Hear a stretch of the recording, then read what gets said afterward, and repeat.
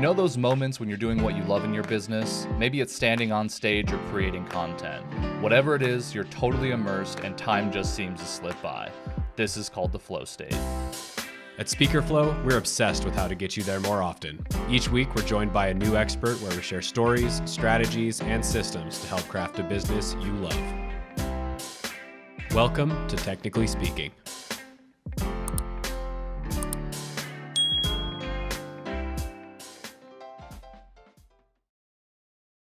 And we are live. Another episode. This is our first recording of the year, 23. Very exciting. You ready for this? It is. I am. Yeah. I'm Thank ready. you for gracing us with your presence today, Ramona. Thank Very you. exciting. Thank you for having me. Yeah, for sure. Yeah, Yeah, definitely. for sure. You have an incredible background. We like to do our research, before our episodes, and it's not hard to find that you are a world champion of public speaking in 2018. So I'm just curious about that backstory. Like, tell us, like, from just starting out to that whole thing unfolding. What was that like? How did you get there? Well, first of all, happy belated birthday to me. My birthday was on the 9th. Nice. Oh, Happy wow. birthday. Happy birthday. Thank you. 23 again. Don't ask Google, though. Well, public speaking for me as a young person, when I was much younger, I didn't know it was a thing. I never know it was something that you could do. I only saw like politicians do it or people of religious leadership roles, and I didn't know that you could be a public speaker. But I knew that I had this passion to be on stage. And every time I sat in the stage at an event, sat in the audience at an event or a function, I just had this antsy feeling like, no, I want to be the person on stage. And it never left. So I moved to LA for a little bit because I thought I wanted to be a supermodel and go to LA and become this famous runway Tyra Banks. But of course that didn't happen because everybody goes to LA to do that. And so when I realized that market was saturated, I said, let me focus more on the public speaking so I can actually use my voice. And my sister actually told me about this organization called Toastmasters International that I had never heard of before. She was like, well, if you want to be a speaker, you need to learn how to speak. You need to learn how to create content. You need to learn how to stay on time. You need to learn how to get that polished delivery and presentation. And this organization is going to help you do that. So I joined Toastmasters in Hawthorne, California. And there are hundreds of thousands of clubs all over the world, and each one has a different culture. This particular club was very creative and eccentric, and it just fed my artistic soul. And I learned a lot there, and I loved the program so much that when I moved back to my hometown of Cleveland, Ohio, I joined another club there. Now, this club was completely different. This was a corporate club. So it was with the Regional Transit Authority, and it was with their employees, and they met every Thursday, and it was very up and down, cut and dry business, like business people. And I'm like, okay, cool. So I'm kind of getting the best of both worlds. And then I was introduced to the contest. They have an international speech contest every single year. So I had sharpened my skills. I knew I had this natural ability to speak. And I said, well, if I want to get better, I have to go against the best of the best. And so I competed for the first time. And in total, there are about 30,000 people who compete all over the world. And in 2015, I made it very far because you have to go through certain levels, but I didn't win the big shebang bang. And so I was very discouraged, but I tried again in 2016 and I lost again. And I was very discouraged and I walked away. But then I moved to Houston and I joined another club, which was like a merge of these two other clubs. It fed my creativity. It fed my professionalism, and I competed again. And that year I continued to ascend to all the different levels and took it all the way. Wow. Man. Congratulations. Tenacity. Thank you. Yes, that's what I was going to say. Persistence. That's not a skill everybody has. So well done. Thank you. It's kind of necessary in any sort of craft too, like nothing ever happens overnight. There's that whole like iceberg analogy, right? Where you see like, yes, world champion of professional speech. What you don't see is like all of the other things that it took to get to that point, So good job. And thanks for breaking that down for us. Yes, it's levels to it. So you start at the club level, and then you have to, whoever is competing in your club, you compete against them. It's usually maybe like 2 or 3 people, and then from there you go to the area. So all the clubs who competed, those winners from those clubs go to the area, and then after the area you go to the divisional level, and then at the division level you compete against all the areas, and then you go to the district level where you compete against all the divisions, and then from there you go to the semifinals where all the people all over the world compete, and then the top 9 or 10 from the semifinals actually hit the world stage. So there's a lot of speaking and preparation and competitions. It's not just I joined a random contest one day, I gave a speech and I won. It's Yeah. a couple of months of a process, lots of travel, lots of feedback, lots of editing, lots of sleepless nights and pacing. But it's my passion. It was well worth it. And I was blessed to take it in 2018 because only a handful of women have ever had the title, and only 2 Black women, myself and LaShonda Rundles, who passed away from lupus. And I want to say 20. What did she pass away from lupus? She passed away in 2012, I believe, from lupus, but she won in 2008. So a woman hadn't won in 10 Wow. years between '08 and 18, and then I took that, brought the title back to the ladies. That's Yeah. incredible. Nice. Well done. I'm curious about Toastmasters, just generally speaking. Actually, we've got obviously lots of people that we've interacted with that have worked with Toastmasters. In fact, one of our clients is another one of the world champions, Mike Carr. So, Oh Mike, if you're yeah, listening he to this, won shout out to you, buddy. in 2020. I think he won. Yeah, recently. Yes. So, yep.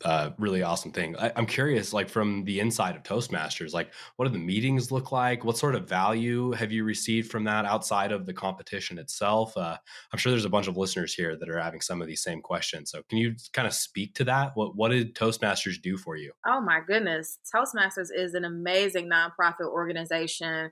It was started by a guy named Ralph Smedley way back in the day. And at first it was only for men, and they would meet at this YMCA club to just go over speeches and how to be better speakers. So ultimately, the goal of Toastmasters, the mission is to create more effective leaders and speakers. So it's not just about the speaking, they want to build leadership as well. So the meetings, it they all look different. So if you went to a meeting in Houston, it will look much different than a meeting from Dallas, probably. If you went to a meeting in Singapore, it will look much different from a meeting in Miami. So every club has a different culture. However, it's the same kind of format. Is we call it PIE, PIE. So the P is for prepared speeches, the I is for impromptu speeches, and the E is for the evaluation portion of the meeting. Every meeting has different roles, and that's where the term Toastmaster comes from. So whomever is the Toastmaster that day is like the host of the meeting. They make sure the meeting flows smoothly, they make sure the meeting is on time, and they make sure everybody is entertained and having a great experience. It's a club. So if you want to visit clubs, you can visit freely, but ultimately there is a membership fee if you want to join. It's very small, though. It's less than $100 a year. And every meeting, if you want to sign up for a speaking role, or if you want to sign up just for a supportive role like grammarian, then you have the opportunity to sharpen your skills. So for example, if you come to my weekly club and you sign up to give a prepared speech, you'll give that prepared speech. You have a certain time to give that speech. There is a timer so that you don't go over time. There will be a green light for the minimum time, a yellow light for midway, and once you see that red light, that means wrap it up. So it's a very safe space. It's great for people who don't speak English as a first language to learn how to improve their English speaking skills. It's great for people who have to do a lot of presentations and podcasts, like for you guys, if you wanted to practice your interviewing skills there. And then during that evaluation portion of the meeting, someone will evaluate your speech, give you some feedback, give you some tips, tell you what they liked, tell you what they didn't like, not about you, but about your speech. And the more you do it, the sharper you become. And there's levels of rewards. So there's always some incentives. So, I mean, it's a lot. I've been a part of the organization for 11 years now, but I highly recommend going to Toastmasters.org and find a club near me and just popping in. It's free to visit as often as you like to visit. Yeah, Wow. very cool. And That is super cool. it's a craft. There's no doubt about it. I mean, it took an incredible amount of time and effort to get to that world championship stage. So I think there's just a beautiful message about persistence there. So what I'm curious about though is like you have this kind of focus in selling, building confidence in selling, and particularly also helping women with that as a skill set. Was that always a passion of yours? How did you discover that as a niche of a way to help people? What was that journey like for you, and building your own confidence in selling, and why did that become important to you? I was not a confident kid. So as a kid, I lacked a lot of self-confidence. I wasn't very self-aware. And when I grew up, I met a guy named Joshua Trentini, and he introduced me to all these new concepts about mindset and how your thoughts become things. And he introduced me to the movie called The Secret. I know you guys have seen The Secret or read the book, and I was completely oblivious. But once Josh introduced me to this new way of thinking, and to people like Abraham Hicks and Wayne Dyer, I was transformed, and I was so empowered within myself, and I was so excited about it that I started to explore it, and I wanted to share that same reality and realization of just this new rebirth of loving who I am. I know it sounds so Oprah, but I wanted other people to feel that way, because I feel like we are down on ourselves so much, and there is so much about ourselves that we haven't been able to enjoy and explore. And once I tapped into that with myself, I wanted to share that with other people, especially figuring out my passion and my purpose. And once I figured out my passion and my purpose, and I knew it full well, my confidence was just limitless. Like, there is no way anyone can take away how good I feel about myself. And I don't want it to come off as arrogant, because a lot of people say, well, you always brag and you always talk about these things and these things and that. I'm not trying to brag or be arrogant about it, but it is such a liberating feeling when you know what you're good at, and you know that you have these gifts and talents and skills, and you just want to share it with humanity. Yeah, man, that's definitely the truth. I think a lot of people, especially those that we serve, thought leaders, the visionaries of the world, there's a sense of like humility that I feel like it tends to be built into that, or at least it's looked at like it. We should be humble as thought leaders, and I completely agree with that. I'm not saying be an asshole. That nobody's saying that that's the right move, obviously, but um, there's a difference between sharing your successes for the purpose of making yourself seem bigger or better, or bringing other people down, making them feel less, versus just being proud of the achievements that you have. Like, there's nothing wrong with being proud of the hard work that you put in, partially because that can lead to inspiring other people to go and do amazing things, right? I mean, some people don't even know what's possible unless they hear the anecdote that they connect with. And now all of a sudden they feel empowered to go and step into the fullest version of themselves too. And so I like what you're saying. I think that not enough people talk about this fine balance between being arrogant and being proud of your hard work. And those two things are not the same thing. You can be proud and wear your achievements openly, and also not be a jerk. Yes. So good on you. And I think a lot of people struggle with sales for that reason, because it feels like you have to be arrogant, I guess, in order to be persuasive. But I don't think that's true. Do you? No, not at all. I think that's the word sales. It just makes you feel all yucky. Especially if you are a person who you really want to be genuine and you really want to be authentic, and you just have so much to give, and it's this amazing product or service, and you really just want to give it. You don't want people to think it's a gimmick, and you don't want people to think that you're just trying to get them for their money, or use them, or try to get over on them, because a lot of us, we don't like that feeling. We don't like to be sold by the vacuum cleaner man, or I'm so old, but the vacuum cleaner man. Nobody comes to your house anymore. Oh, I get it. But we don't want to. Those Kirby's. Right. Yeah, that's right. Yeah. We don't want people trying to sell us, because it's like, I don't know you. I have no connection with you. You just want my money. You don't really care about me. And so we don't want to give off that same vibe. And I had to overcome that as someone who is a very friendly and creative person who just wants other people to feel good. But you don't go into business without making a profit, even if you do have a nonprofit, the purpose of going into business is to give this great product or service in exchange for some type of monetary value. So I try to tell a lot of my female clients, like, hey, I understand you want to be nice and great, but you have to figure out, do you want to do this as a business or a hobby? If you want to keep it as a hobby, you don't have to charge anybody. Give it away. Do it. It's charity. But if you are starting a business, you have to make a profit or else it's not a business. Yeah, that's exactly right. It's a hard lesson, but a necessary one. It's not the easiest to navigate too. And when we were kind of reviewing our notes and things, one of the things we really liked is that you have kind of identified two keys to being good at sales: confidence and preparation. And so from your perspective, why are those the two things? Well, my formula for confidence is preparation and knowledge, especially with Oh, speaking. okay. You cannot get on a So like stage feeds without into being each other. prepared and without knowing what you're talking about. That's not going to happen. And I feel like that's anything. Like even with you guys, you had to prepare to get me on the show. It'd have been so weird if you'd be like, "So hey, Ramona, what do you do again?" I'd be like, "Okay, so you Yeah. you did no preparation." And if you had zero knowledge about public speaking or zero knowledge about thought leaders and innovative people, and you just said, "Hey, let's just go with the flow." Like, no, it doesn't work like that. In order for you to show up and show out, as we say, show up and show out, you got to be prepared and you got to be knowledgeable, and that equals confidence. And with sales, Mm. can we use another word? Because I don't want people to get turned off with that word. Can we? I don't know. What's another word with winning the hearts of people?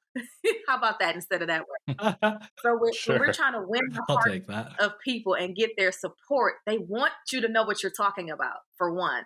Nobody wants you to get up there and present whatever lovely items or whatever lovely service you have and you're looking down, or you're stumbling over your words, or they don't feel that energy or that passion behind what it is that you're presenting to them. It's just a psychology thing. People want to see you smiling. They want to see your eye contact. They want to see those gestures, and they want you to be able to give them this pitch, and it's smooth, not well, I have these things, and I would like you to buy my fruit from me because they're good.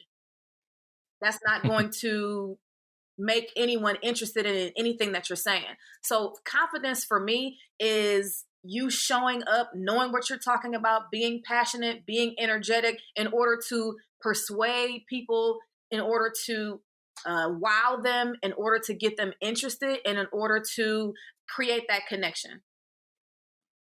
Mm. Yep, I totally agree. This conjures a saying that Taylor and I have been passing around for a long time, since it was originally introduced to us by Dr. Taraka Gunarathney. Shout out Dr. T if you're listening to What's this. up, But Dr. T? the Latin root of the word sales is to give. Woo! And that is so contradictory to the way that people talk about sales, because it feels like sales means that we have to manipulate somebody into taking something for us and giving us money in return. And though, like, I guess anything is just about the way that you look at it, so that's true. Like, it's a transaction that's happening, there's no doubt about it. But sales only feels icky if you don't think that what you have is truly valuable, or you're not communicating with the person in a way that's focused on that value creation, right? Because if you have something awesome, then you want to share it with the world. Like, let's think about a doctor, for example. Nobody, if you're going to have a surgery or something and you go meet with the surgeon beforehand, technically speaking, they're selling you on them being the surgeon, right? But nobody feels gross about that, because it's obviously apparent that the surgeon is performing an extremely high level of value for you. They're saving your life potentially, right? So nobody's worried about feeling like the doctor is manipulating you, or at least I hope not. I imagine that's not super common. And it's the same thing with any other type of business, especially a thought leadership business. That's a service business. And so if you're providing a service, so long as you know that you're providing a level of value that is truly solving a problem that is causing intense pain for the person that you're discussing, it shouldn't be this thing where you feel like you have to manipulate them into doing something. You should just be excited to share the fact that you can take away their pain. Like, that's just a good human being thing. And yeah, they're going to pay you for it, but like, if you have to. you can't just give away all of your time and energy for free. You have to make a living. It's 2023. This is just the world that we live in. You have to make money. So it only feels icky, I think, if somebody is not fully confident that they're creating an amount of value that's worth the money that they're asking for. And ideally, it supersedes that. If you're creating so much value, then the money should just be secondary. The money should just be about making sure that you can continue doing this in the future. I don't know if people talk about it that way, especially in the world that we live in today. The internet has just countless YouTube videos filled with people talking about the perfect phrase that you can use when selling that's going to win the deal every time. And it's just not true. That's not the point. The point is creating value. And if people thought more about that, sales, I feel like, would be a lot less of an icky subject. Well said. Very well said. I'm taking a whole lot of business courses with a whole lot of people who have a great idea, but the numbers is just not their thing. So I love the business model canvas where you have these, I think it's 8 blocks of the why of your service. And that the middle part, the most important piece, is value proposition. What are you providing to these people that they absolutely need? It's not just about you. I think a lot of business owners, we try to make it about us. We try to make it about what we like and what we have to offer. And we often forget that, what is it, the favorite radio station of our consumers, WIIFM? What's in it for me? That's funny. I haven't heard that before. Yes, we often forget what's in it for me. What are you giving to the people? What are you providing to them to get to find that need and fill it?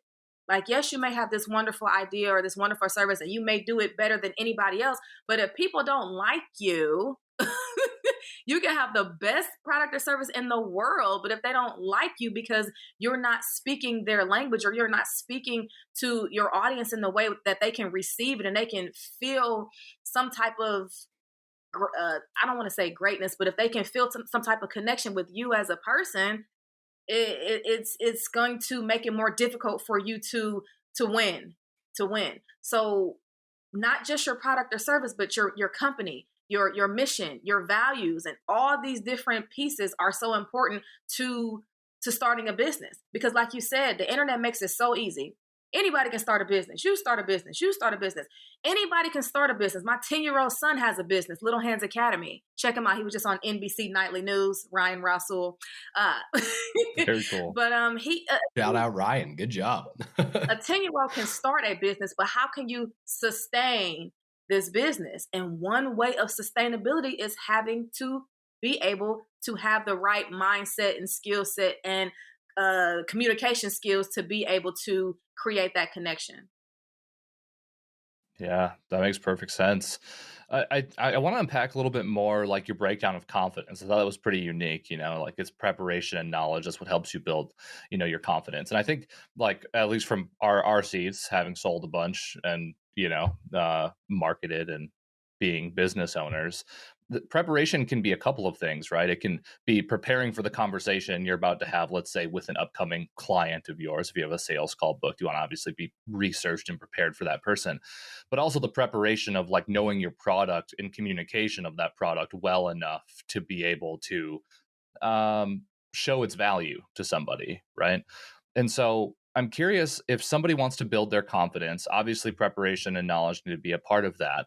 But how would you help somebody become more prepared and more knowledgeable? Especially, let's put this in the context of a business owner, right? They're another speaker, coach, consultant. They know their value intrinsically. That's why they're trying to get it out there. It's not like they're selling on behalf of somebody else and need product knowledge and these types of things. But they're still not really confident in being able to communicate their value or request the fees that they want to get out of the value that they're providing. How does somebody build up that preparation component and maybe knowledge, if it's applicable, to become more confident? That's a great question. So and mostly women gravitate towards me as far as coaching, and primarily I do accountability coaching, but I do a little bit of business coaching as well. So I will use one of my clients, for example. The one thing that I noticed about a lot of new entrepreneurs is they just have they have to build that business acumen. You have to Mm. understand what business is first and foremost. You have to understand the basics of business. You have to understand the different terms and the different, not so much as jargon, but you have to understand what gross sales and gross margins and bottom lines and financial statements and things like that. So depending on where they are as far as their business acumen, I would start there. Because if you're going into this entrepreneurial industry and you're going into this state of entrepreneurship, you got to know what that means first. So what is an entrepreneur even? What does that even look like? What does it mean to be a small business owner? So first of all, identifying what that even looks like. Like what even is that? Remember that guy said that? He's like, Yeah. what even is that? But identifying like what is that and what does that mean to you? And then figuring out who you want to be and who your business is. So that brand identity. And shout out to HubSpot because they have so many free resources and tools for people who want to learn about the different ways to market and to understand the basics of brand identity. But what do you stand on? What are your values? What are your core values? I know a lot of small business owners, they don't even have core values. And the core values of Toastmasters are we use the acronym RISE: respect, integrity, service, and excellence. Very similar to the military. I did a little bit of time in the Air Force, but they all had these core values. What are your core values? What do you stand on? Who are you? Because if you don't know who you are as a person or as a business, other people are not going to know how to perceive you. And if they don't know how to perceive you, it's just going to be like you're going to get lost in all these other brands and other businesses. So figuring out who you are, who you want to be, what you stand on, what you want to represent, and what does this company mean to you outside of just the product or service. And I feel like that builds confidence because you then know, hey, I'm a motivational speaker. I'm a public speaker because I want people to be more excited about speaking. I want to eliminate glossophobia. I want to empower people to get on these stages and tell their stories without anxiety. Okay, boom. That makes me feel more confident then because I know exactly why I'm here. I know my why. And I think I said all that Yeah. to kind of get down to we got to figure out the why. And the preparation with figuring out the why is just doing things like the business model canvas, which you can find online for free. You can just Google it, which is going to small business series and workshops and webinars and seminars. And that's a part of the preparation. And then the knowledge of not just who you are or what you want to do, but doing the SWOT. And I know that's so ancient and traditional, but doing a simple SWOT analysis. And if you can't do it, hire somebody on Fiverr to do it. Like do a SWOT analysis. What are those strengths and weaknesses, opportunities and threats? So now you have a bigger picture of what's going on around you and how you can better put yourself in a position to help more people. And well, I was going to say something else, but it lost. I lost my train of thought. But I was talking about SWOT. Oh yeah, some of those different personality tests. What is it? The DISC Mm. and what are some of the other ones? What's the other one? 16 personalities and that one developed by the Air Force. I can't even remember the name of it. There's a bunch of them though. It's a very So many. common one, but it's slipping my mind right now. But those personality quizzes or whatever, so you can figure out who you. Oh yeah. What I was gonna say is narrowing down your target audience. I think that helps as far as preparation and knowledge as well. And a lot of people don't do that. You know, the main thing people say when you say, well, who can benefit from your product or service? Everyone. Everyone can benefit from my product, right? You shaking your head, Taylor? When people come to me and say that, I say, okay, honey, we got some work to do. So we have to narrow it Yeah. down and really niche all the way down as far as we can, because as much as what you have to say and what you have to offer is great, everyone doesn't need it and everyone doesn't want it. So I know I said a lot there, but getting to know what business That was is, awesome. getting to know who you are, what's your brand identity, doing some research on the other people in your field, figuring out what type of personality you are, and narrowing down that target audience. I think all those things are a foundation to building up that confidence, because then you don't have too many gaps and too many things that are missing. When someone comes to you and says, okay, well, who does your, and think about Shark Tank. I know you guys watch Shark Tank. Just think about Shark Tank when they come and ask you these questions. And if you don't have the answer, how humiliating or embarrassing, or you like, man, I should have did a little bit more research. So being able to answer all these questions, who is your target audience? What is your brand identity? Who is your target market? What do you guys stand on? Why are you here? I think just the knowing about all those things, it just increases your confidence so very much as a person and as a business owner. Mouthful. Beautiful. No. Lots of truth there. Yep. That's right. Well, what I love about that is you're focusing on the basics of business. You know, there's no, to Austin's point earlier, there's no YouTube video that you're going to watch that's going to give you a magical phrase that allows somebody to buy at infinite number of dollars for whatever you're selling. It's understanding the basics of your business and who you're selling to and why you're selling it and why you believe in what you do and what your values are. And this is what builds the confidence in you and translates that confidence into somebody who's thinking about partnering up with you. There's no rocket science about this. None. It's just the basics. Absolutely. Which is what I love about that. Okay, so I'm gonna put you on the spot for a second. Okay, so one thing that we hear, I don't even know how many times a week, it drives us up a wall. But business owners are notorious for this, often highly creative, highly visionary types. We see this a ton in the thought leadership space. But what do you have to say to business owners who go, I don't want to sell, I just want to focus on my content? I would say, well, then become a YouTuber. That's actually a good That's point. a great answer. I'm blindsided by that one. You don't have to do much. You won't have to. All you have to do is create content. Then do Twitch. And I don't know, I'm old. I don't know all the other platforms, but do something where you don't have to really sell too much, where people can just watch your videos and then you get a check. Because even if you are a business owner and you say, I hate selling, how can you even train somebody how to sell your product if you don't know how to sell it yourself? And so I'm going to be the bad guy here. And I'm going to say to all of you people who are these amazing visionaries, and we need your vision and we need your thoughts and we need that creativity. But to all of you who have these amazing ideas and these gifts and talents, but you don't want to sell, you have to. I'm going to tell you that you have to. Now, we don't have to call it sales. We don't have to call it trying to convince people. We can call it winning.